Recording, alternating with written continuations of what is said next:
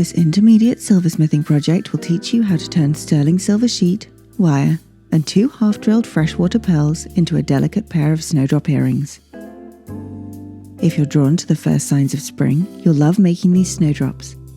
They're one of the earliest flowers to appear after winter, often pushing through the cold ground long before anything else is in bloom. This project is a way to capture that quiet, hopeful feeling in sterling silver, with a pearl tucked inside each one for a touch of elegance.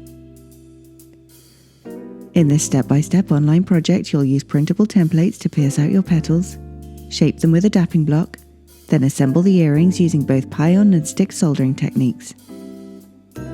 You'll make earring wires with a granulation detail and finish your earrings to a mirror shine using your pendant motor before setting them with a pair of half-drilled pearls in the center. This project is broken down into 13 easy-to-digest video lessons and bonus content. You can work through it in one go, or if you want to take a break, the progress bar will remember where you are so you can pick up where you left off. In the resources section, you'll find printable written instructions to keep on your bench, plus a full tools and materials list with supplier links.